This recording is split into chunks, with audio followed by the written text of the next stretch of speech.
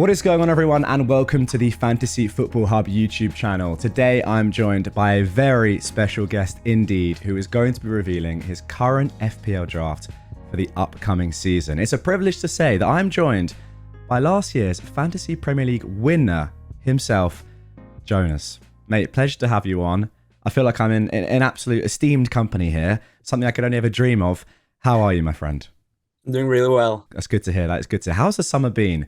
Because pretty crazy for you just to win the whole thing is insane.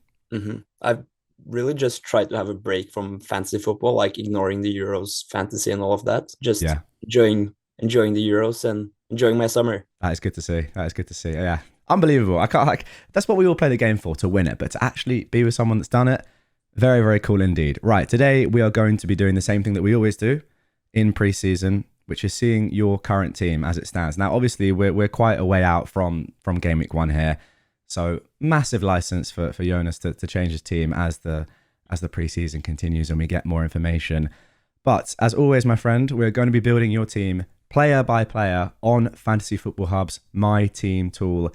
This is something that you guys can do as well for free. Check out the link in the description down below. And the great thing about this is that after we build Jonas's team, we'll know, according to the My Team tool, how many predicted points this team's expected to get in game week 1, and we'll get a general team rating percentage as well, which you guys can then compare to your teams and see if you're perhaps doing better than last year's winner as it stands, which would be pretty crazy, but who knows. Okay, my friend, let's start things off with the goalkeepers. Who have you got at the moment? At the moment, I've gone with I usually don't go with really expensive goalkeepers, but I've gone with Raya in goal for Okay. Arsenal, as I believe Arsenal, or at least last season, they had by far the best defense. Yeah. And although they don't get the best fixtures, I think we all would want Arsenal defensive cover long term. And in my team, that's where I found the place for another Arsenal defender. Okay. Okay. Yeah. So last season, did you start with an expensive goalkeeper or no? 4.5. I started with Pickford. He was 4.5, and Okay. then I had another 4.0 goalkeeper. Yeah. And this year, So yeah. Arsenal defenders they're creeping up in price, whereas Raya is that little bit cheaper, so it makes sense. It does make yeah, sense. he is the cheapest Yeah. route into the Arsenal defense, and he Okay. will start every game, I suppose. Yeah. Who's hmm your sub keeper going to be? Right now, I just have Bentley from Wolverhampton. Sure Uh, thing. there's no real reason. He's just not very highly owned, so he's not likely to get price drops early on. And if a starter at the same price point emerges, I'll go for him. Absolutely. Okay. So that is the goalkeepers done. Before we get into defenders, I just want to ask you generally about perhaps the importance of having a good start in Fantasy Premier League. Now, to Mhm. win the competition, to win it as you did, do you think it's essential to start well? Because at the start of the season, it's a lot more, prices are a lot more volatile. Maybe there's a misconception, or maybe it's true that you need to have a good start to end well. What happened to you last season? Well, you obviously need to have some sort of a good start, but it's not like you need to be ranked in the top 10,000 after, let's say, 5, 6, 7, 8 weeks. I wildcarded in game week 8, and back then I was 162,000 overall. Okay. But after my wildcard, I had 6 consecutive green arrows, which took me to a bit over 400 overall, I think. Wow. And ever since that, I just tried to play consistently and turned out really well. So I think you need an okay-ish start in order to win FPL. But you can't win FPL in September. But you could Yeah. most definitely be out of the question in September.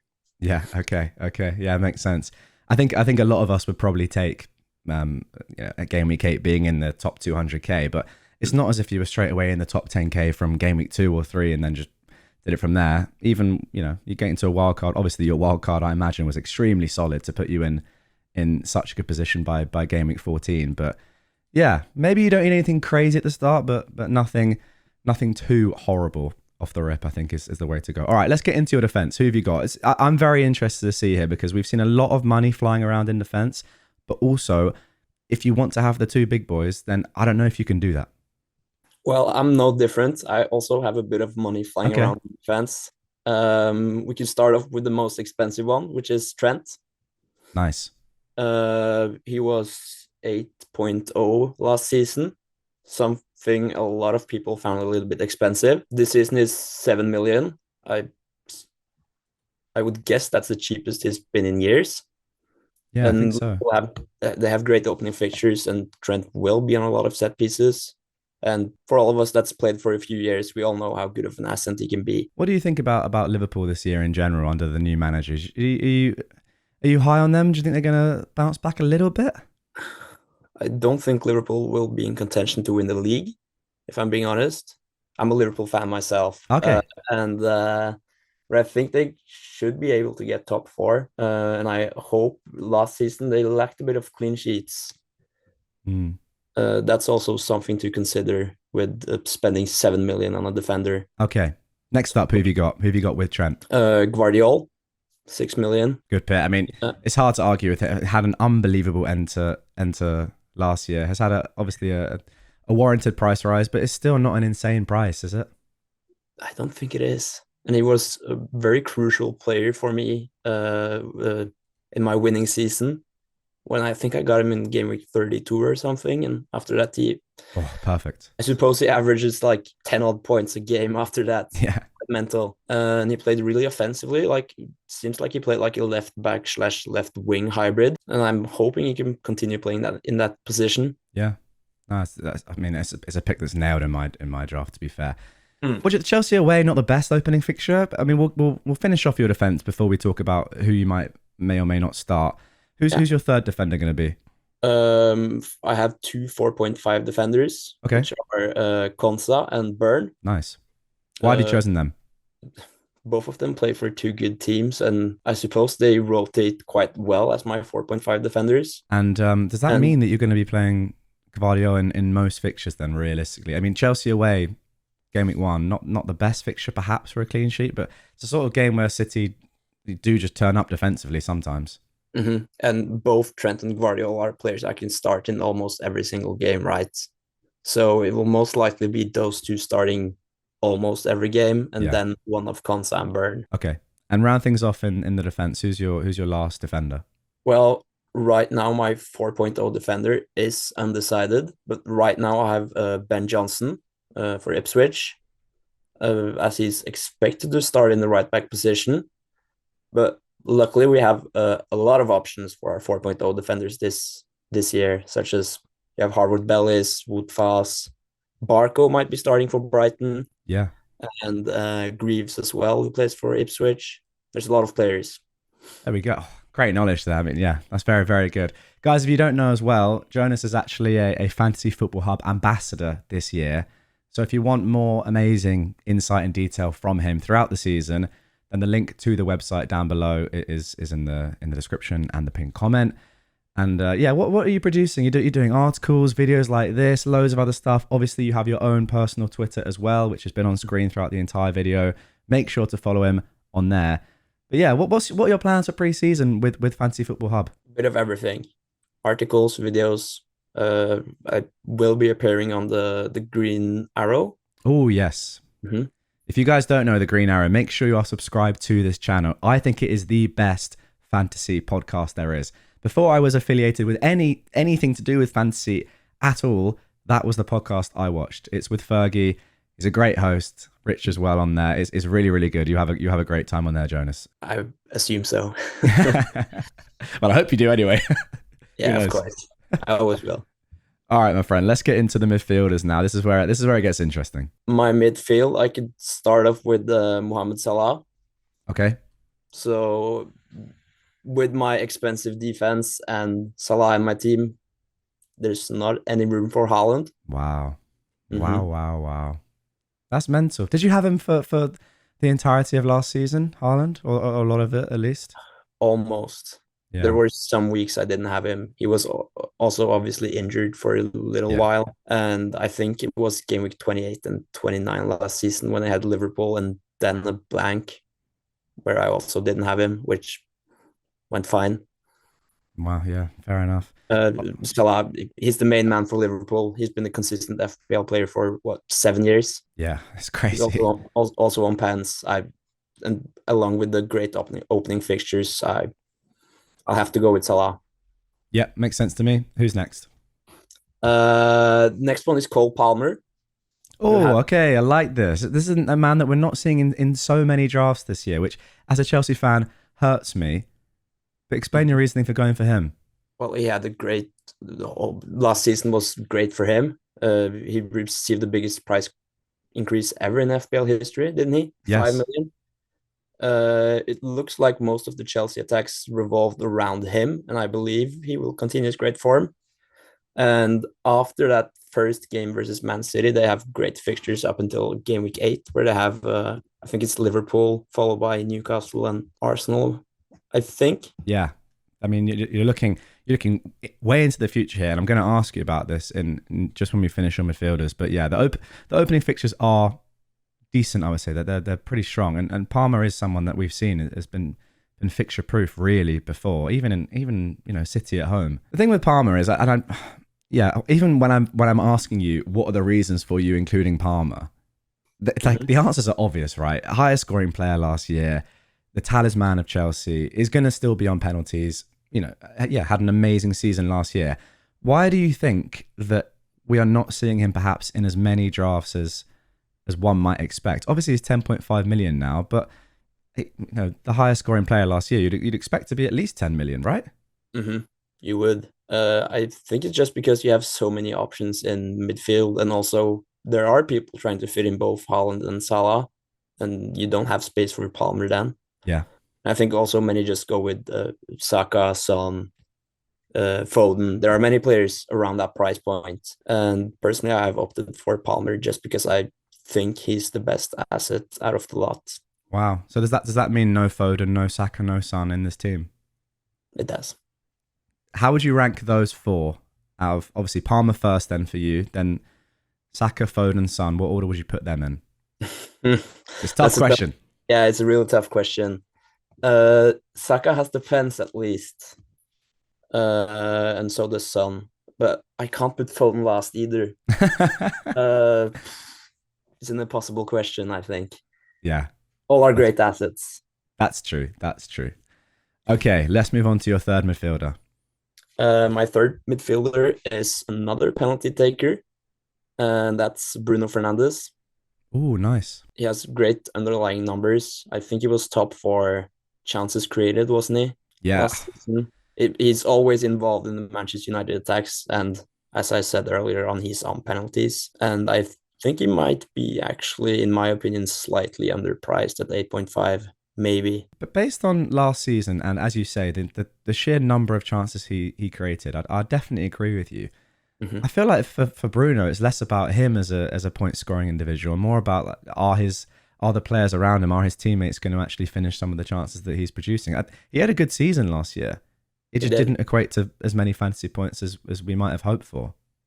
He also had like between like I can't remember exactly which game weeks, but like let's say from 28 to 34, where he scored like a crazy amount of points. I don't know if you remember. I do, and it was a period where he wasn't really in that many teams at all because Mhm. obviously a lot of us started with him and Rashford, and it didn't go that well. And then yeah, some people were loath to bring him back in, but when it clicks for him, we've seen it in the past, and yeah, in that period as well, just he can go crazy, and you know that he's going to be in the bonus whenever he's involved, or most often when he's involved. But yeah, 8.5, good price, Good price. That's why he's in my absolutely. team. We could take both the next midfielders at the same time, I think. Go for it. That's first off, Esse from Crystal Palace Nice.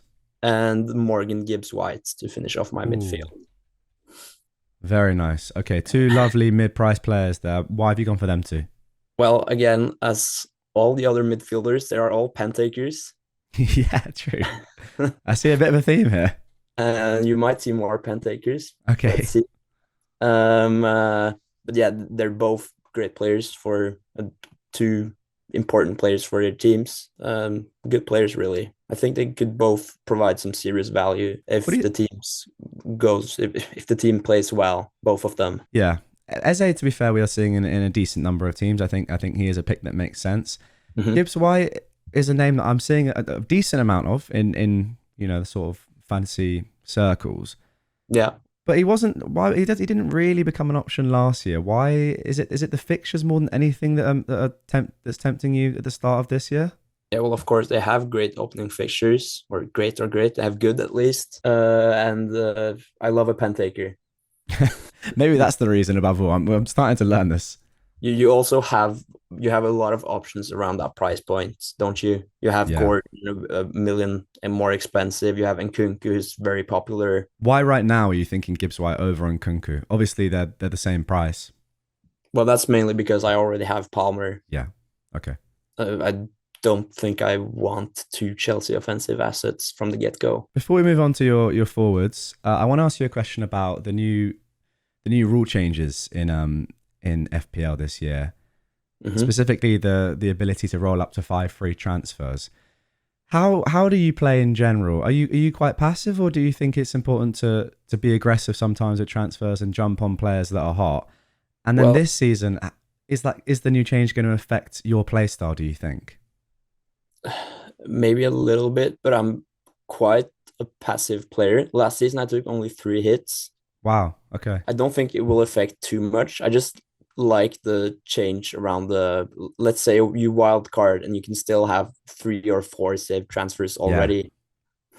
That makes things a little bit more tricky, but I just think you need to plan well ahead and it will go really well. Yeah, I only say that because obviously with Palmer, you mentioned fixtures after game week 8, mm-hmm. which obviously with the first wild card available that a lot of people like to use relatively early, I don't think that the majority of people would be looking that far ahead with somebody, but clearly you are, and yeah, that worked for you last year, and I agree with you. I think this year, I think we're going to see even more of a benefit for being slightly more patient and having a more well built out team that you're not forced to make transfers with. I don't know what you think about that, but yeah, are you looking to kind of hold the first wild card for a while, or I mean, it's a big question given that we have no idea what's going to happen at the start of the season, but just because of what you said with Palmer's later fixtures, it just interested me.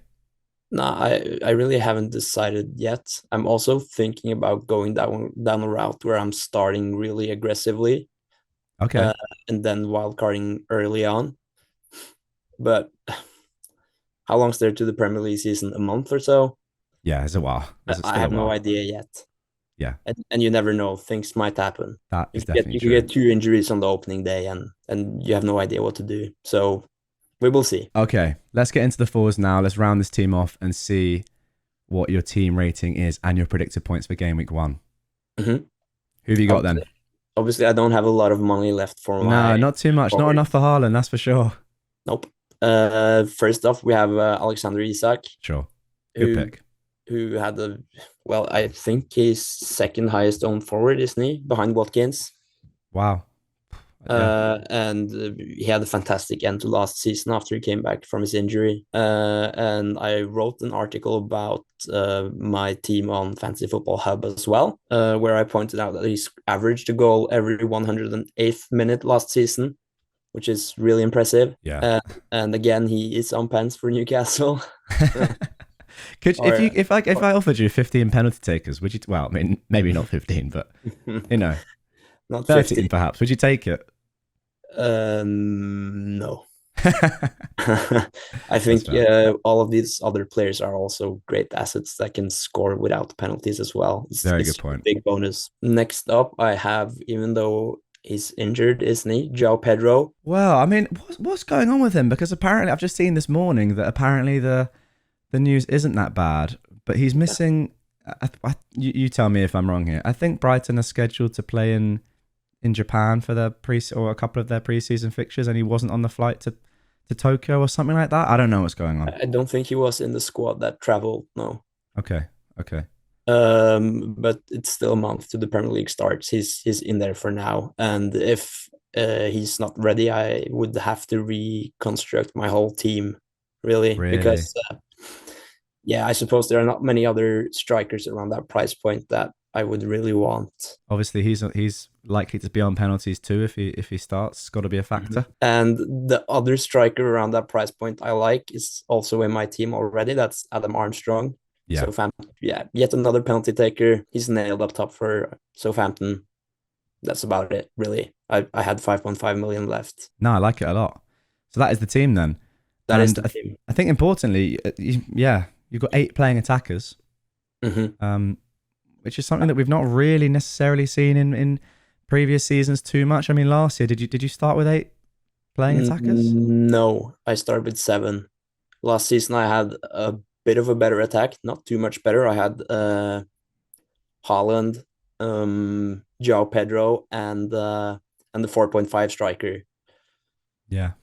Last Okay. season, I started with both Haaland and Salah. It seemed a bit easier to start with both of them last season. Yeah, for sure.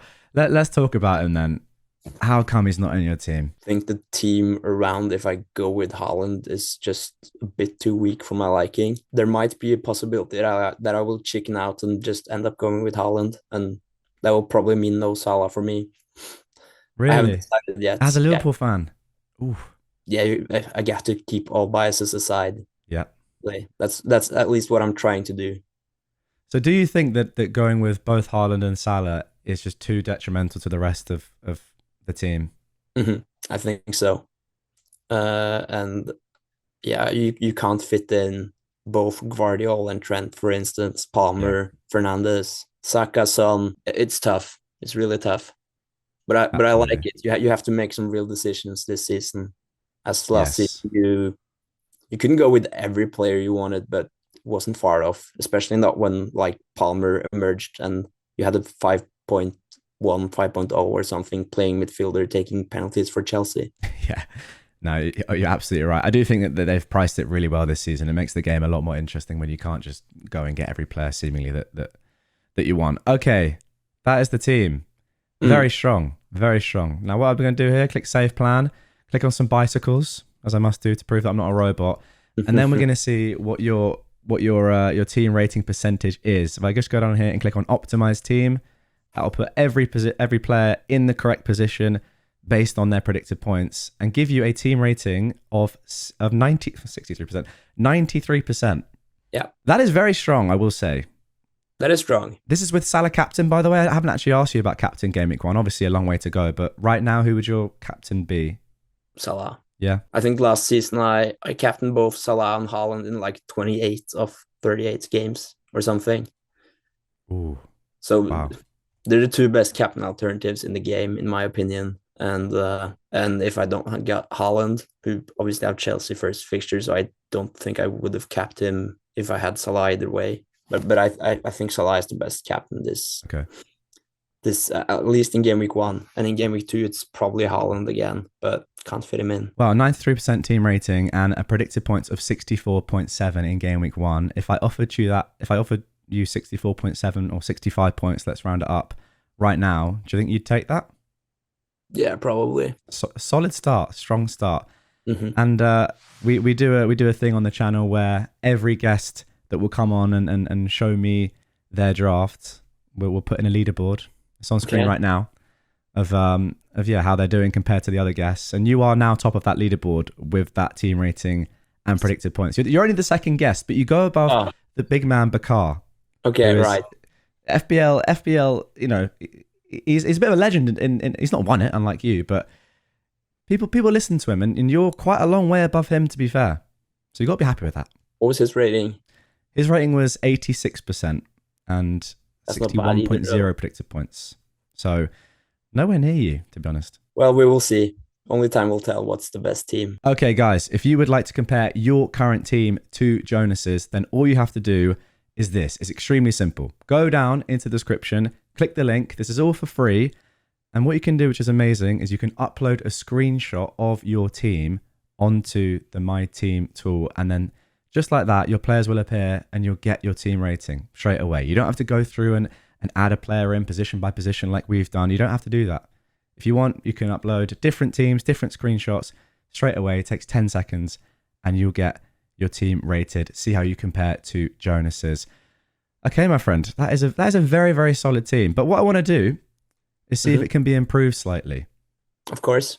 Let's see. I mean, it's going to be interesting to see if it can. But if we go up here and click on AI transfers, what this is going to do is based on Fantasy Football Hub's data and algorithm, it's going to see if it can potentially make any improvements to your team that might give you more points over the opening few game weeks of the season. Okay, so here are your recommendations on screen, and they're interesting. I'll say I'm not too sure you're going to go for them, but you let me know your thoughts. The first recommendation is to get rid of Konza and instead go for Robertson, who is a player that not many people are talking about this year, and obviously there are more moves to come to fund this.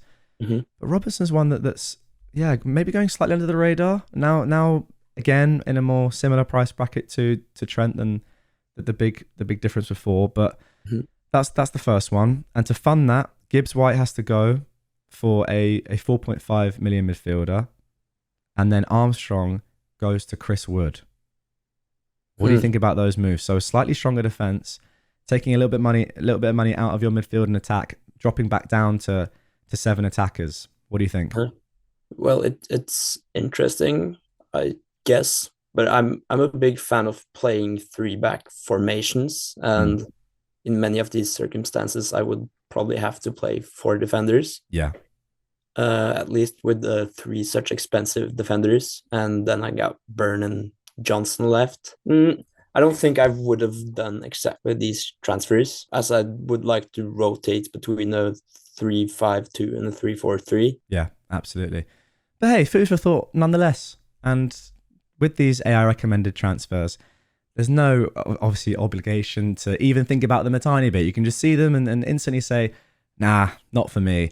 But they might just give you a little sort of grain of thought of, oh, could I potentially do something else different here? Because in an algorithmic sense, as you can see by the predicted points over here, these transfers, these changes would give you more points according to Fantasy Football Hub's data. But whether that actually relates to or translates to real points, who knows? I will say over the past few seasons, the team that has been run by Fantasy Football Hub's AI recommended transfers has done exceptionally well and is getting better season on season. So I think sometimes we do need to listen to the data, but sometimes obviously you got to go with what you think. Of course, I'm an analytical manager as well, so I've used a lot of data, especially last season, with different analytics tools. So you always got to take the data with a pinch of salt and try to like come up with your own ideas and make your own decisions. But it's a really helpful tool. Absolutely. Guys, if you would like to use this, read Jonas's articles, use the My Team tool, everything, then sign up to Fantasy Football Hub. Link, as I've said multiple times, is down below in the description. If you sign up in preseason, you get 50% off right now. It's the best time of the season to sign up. It's the best deal, and also, obviously, the subscription lasts the longest all the way through, obviously, to game week 38. And the best thing about it is you'll get to read Jonas's articles as they come out in the future, as we get up to game week 1, and he locks in his final team. Surely you want to see that. The guy won FPL last year. Come on. Jonas, they should sign up. They should. Do you think they should sign up? I think they should. Okay. Well, there we go. Thank you very much, my friend, for jumping on. I'm hoping to get you back on later on in preseason, quite well nearer to the game week 1 deadline, so we get more of a locked in team, or at least, you know, something that's going to be close to your game week 1 side. Obviously, we're a long way out from game week 1 right now, and there are loads of different things that could happen in the lead up to the start of the season. But final question to you: what rank would you be happy with this year? Well, I've got this question a lot of times, and I always answer with the same answer, and that's I'm not going to set a goal for where I want to finish, as I believe it might be a bit bad for my play style. As Okay. I probably start doing some a bit crazy transfers and start with some crazy players and all of that from the start. And then maybe I'll be ranked in the 3-4 million after a few game weeks, and season will already be over. So I'll just continue playing the same way I did last season, and see where that takes me. Wow, that's good to hear. Best of luck, my friend. I mean, it'd be amazing if someone could double, or just double up, really, and then go first, then first. I mean, I don't know what the statistical probability of that must be. I don't know, billions. But 0 point a ton of zeros. Yeah, exactly. To the power of whatever. Exactly. But yeah, thank you very much as always, my friend. Good luck this season. Guys, please do go ahead and follow Jonas on Twitter. His Twitter's been on the screen all video long. It's also linked in the description down below. And we'll catch you on the next one.